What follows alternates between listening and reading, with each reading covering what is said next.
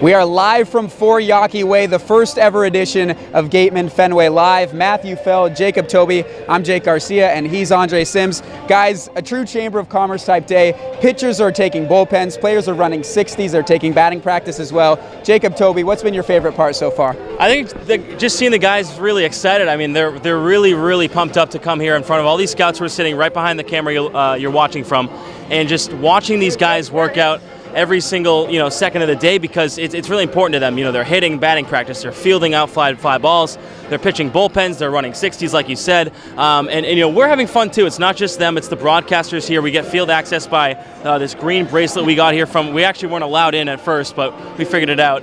Again, the Chamber of Commerce type day, it's real, it's here. Fenway Park, the mantra's just over there, so I'm having fun and everyone else is as well. The Boston Chamber of Commerce has put together numerous postcards of Fenway Park, but this Gatemen Fenway Live show will be taking home top honors this year. Matthew Feld will bring you in now. Wareham's 12-10-1 on the season, in second place in the West. From your vantage point, have they exceeded your expectations or underwhelmed?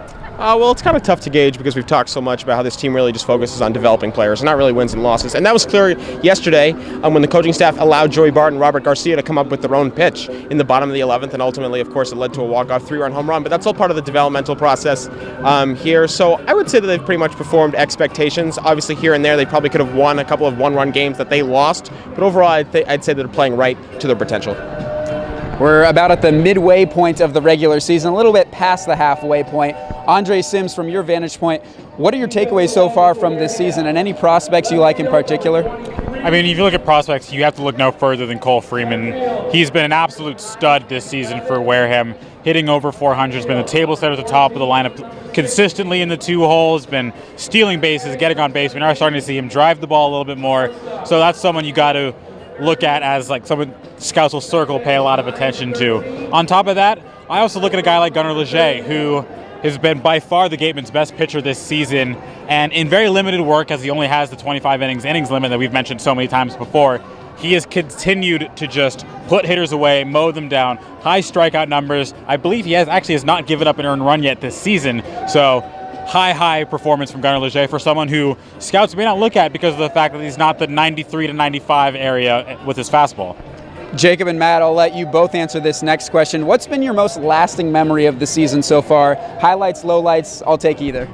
I think, honestly, last night, seeing a walk-off home run, probably my first call of a walk-off home run. It wasn't Wareham's walk-off, it was actually Chatham's. But, again, just to see Wareham and Chatham kind of battle, they scored a couple runs back and forth between innings there.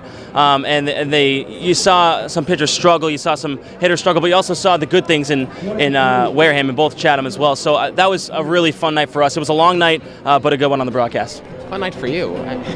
Holy smokes. No, just from a personal standpoint, I mean, for someone who covers high school athletes all year, and then to come up here and see the discrepancy in terms of just baseball IQ that you see out of these players. I mean, if you need them to hit a ground ball to second base, they're going to hit a ground ball to second base. If you need them to bunt them over outside of last night, they're going to bunt them over.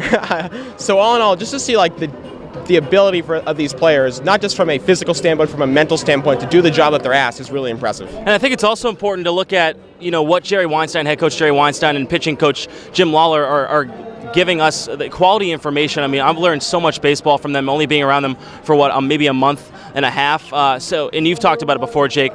These guys know so much about baseball, so much about their jobs, we've learned so much about Jerry Weinstein's philosophy and player development. And we're here at Fenway today because of player development. So it's just really fun to learn about baseball. I'll add in my 2 cents really quick. I'd say my favorite memory of the season was the Gavin Sheets Grand Slam at Orleans. Absolutely roped into the trees down the right field sign. It was a sight to see, and Jacob had a pretty good call of it as well. In terms of exceeding or underperforming expectations, I'd say right on par with what we expected. On paper, this team looks very talented, and for the most part, they've been pretty talented. A guy I want to highlight, though, is Nick Sprengel. Scouts continue to love his left-handed side fastball. He's rising up draft boards. He's going to be a hot commodity come the 2018 draft, because remember, he's only 19 years old. Andre, we'll round things out with you. What's one thing you're going to be looking forward to in the second half of the season that maybe didn't show itself in the first?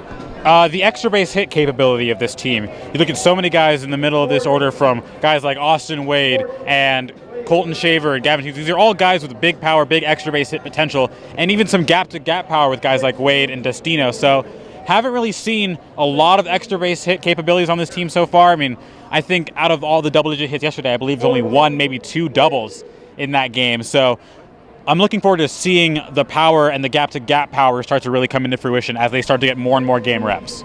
As we look behind us right now, the Gatemen are currently taking infield and outfield. Following that will be batting practice. So we got to get going, get some content up on the website. Be sure to check that out. So for everyone here at our WCTV crew and the Cape Cod Baseball League Network, Matthew Feld, Jacob Toby, Andre Sims, I am Jacob Garcia, saying so long from Fenway Park.